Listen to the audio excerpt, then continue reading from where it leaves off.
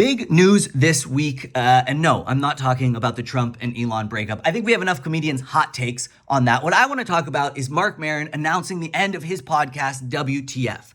Now, if you don't know WTF with Marc Maron, I would argue it is the podcast that brought podcasting into the mainstream. It's the podcast that brought podcasting into the consciousness of pop culture. It was the seed that gave birth to this ecosystem of podcasts and podcasting, long-form conversation and comedy podcasts that we see today. It was the first, and it was my first love. Now, I haven't listened in a while, to be honest. I don't know about how you guys listen to podcasts, but the way I do is, I get religiously into a show. I listen every week for a year, 2 years, and then I move on to something new. Right now, I'm a Stavi's World guy. I love the guests. I think the advice is hilarious, and he's just a fun, fat Greek man.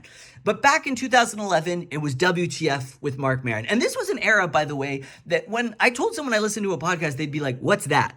This was an era that to listen to the podcast, what I had to do was download the episodes into my iTunes library, then transfer them through a cord into my iPod, and then listen to them on my iPod. Like, that's the era that we're talking about. And the summer of 2011, it holds a special place in my heart because it was the best and worst summer of my life. I had just gotten broken up with, and I was not handling it well. I was drinking like a fish, pictured here. I was depressed, and I was working as a janitor. Now, you might think the depression and janitor thing tied to each other. No. The janitor part was actually the highlight of my summer. Best job I've ever had. Better than comedian, to be honest. I loved working as a janitor. Because what we did is we cleaned the student housing. So what I would do every morning, I would get up and I would just get barbecued, high as a kite. And then I would go into the student housing and I would immediately just take a nap on one of the mattresses in the room. Then I would wake up, I would turn on WTF with Marc Maron, and I would start to clean, and I would just get lost in these stories, these conversations of comics, sharing stories from the road, hell gigs, bad bar shows, horror stories from comedy condos and shitty motels.